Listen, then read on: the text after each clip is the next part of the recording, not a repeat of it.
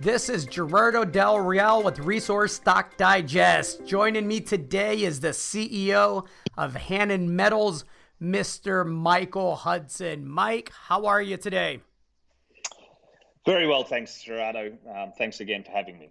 You know, the last time you and I chatted, we discussed how critical it was to have, the support of the communities in which you're exploring in. Obviously, the San Martin project is a massive project that is early stage, and you're exploring in an area that frankly has not been explored before.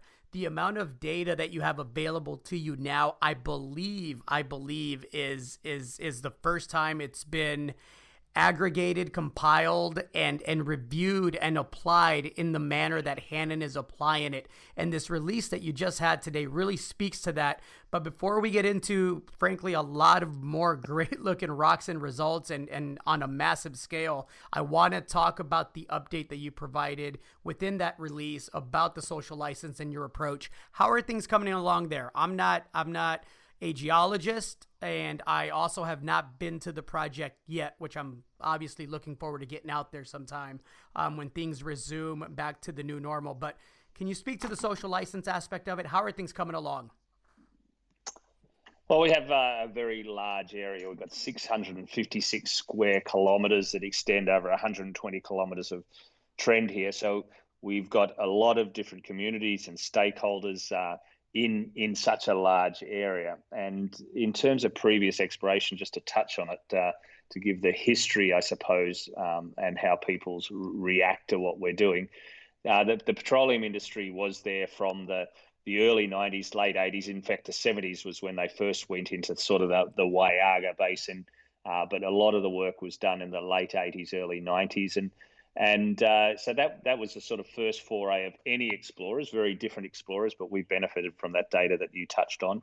And then in the late 90s, early 2000s, Rio Tinto were there for a year in the southern part of the area and did a bit of reconnaissance. And then about 10 years later, there was a private company, a Canadian company, who did a little bit of work in the southern area. And that's really been it, right? So our work has far exceeded in terms of area, extent, and understanding some of those earlier work. We don't have the data from the earlier work, but we certainly know where people were working, and so people haven't really got an understanding of the mining industry out there greatly, what exploration is and what mining is. So it's a first principle approach without a doubt, and we've got a very professional and as I said in the press release here, respectful program, uber sensitive about doing the right thing with communities. And if you get it wrong at the start, then you're really off on a wrong foot. We've been dealing with all levels of government and administration, and then right down through to local landholders, of course, on an area by area basis. We're dealing with the police, the ronderos, and broadly, we've been very well accepted. The people are very welcoming for the most part, and we've been getting access, and that's how we've been getting onto the ground and taking these samples. It's very much a work in progress, but there's a lot of things happening here that are surprising us. People are basically very, very supportive, and that's how you just have the conversations and do things at the grassroots level and work your way up and tell people what you're going to do, and then come back and show them what you've done and say this is what we'd like to do next, and that's how we're approaching it.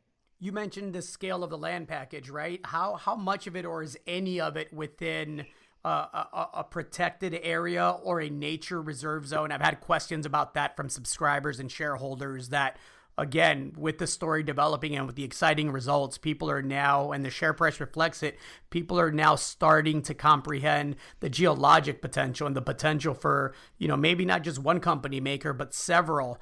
But of course, we all know that could be, the rocks could be excellent. The metallurgy could be great. But at the end of the day, looking forward 10 years down the road, if you're in the midst of a nature reserve zone, it's not going to matter or translate into a more advanced development scenario. How much, if any, of your land package is within these protected areas?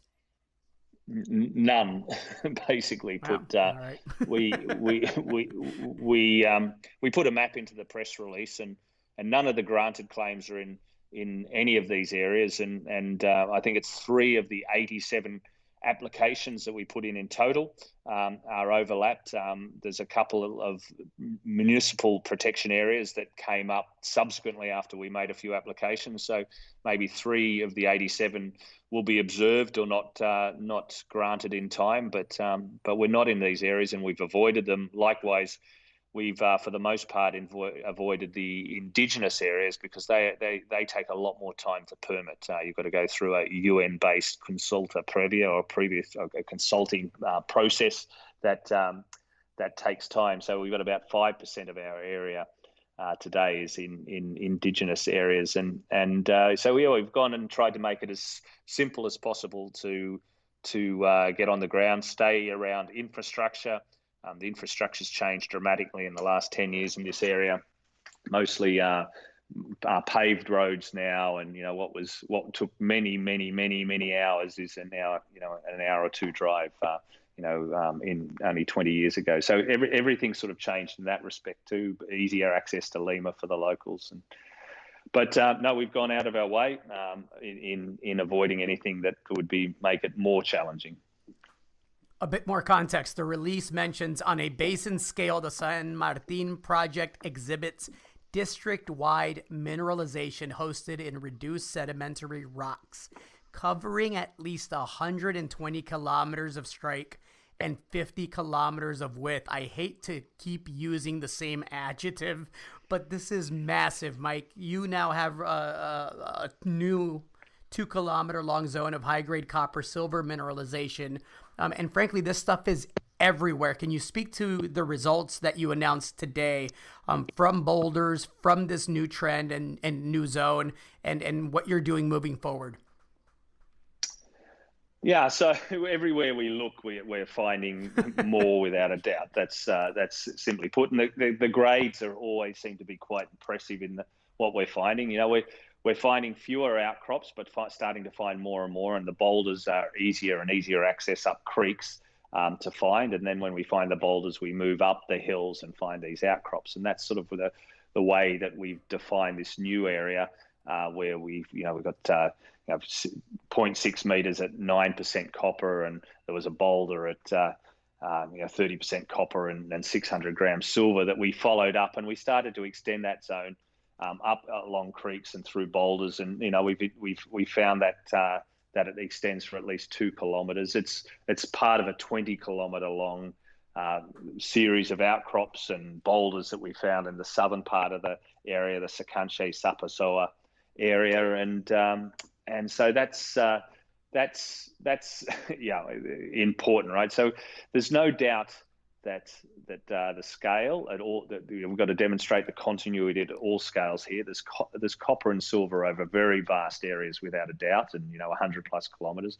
We're starting to map it out at sort of the meters to tens of meters to 100 meters on the ground in other areas, and then starting to see these sort of kilometer long areas where we can put the same geology together and the same mineralized positions together.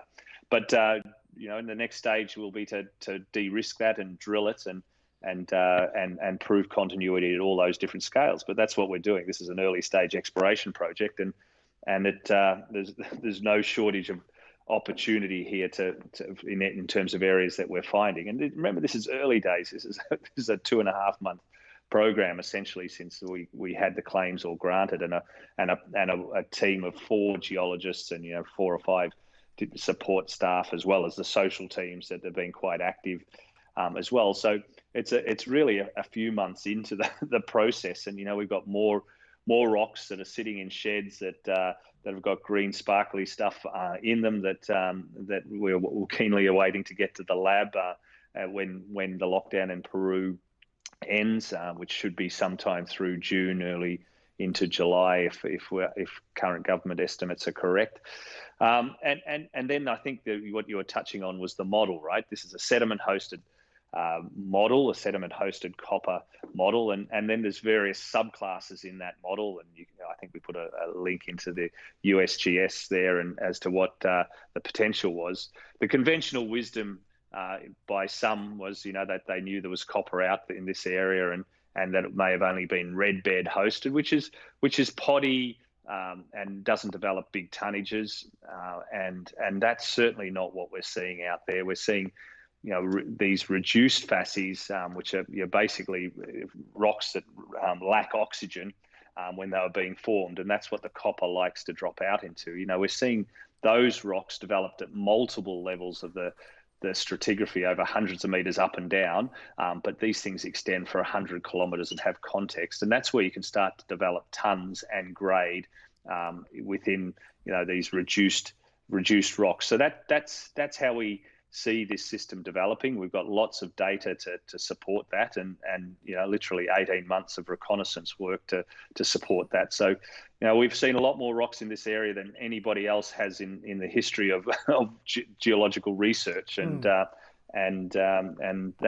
how it is.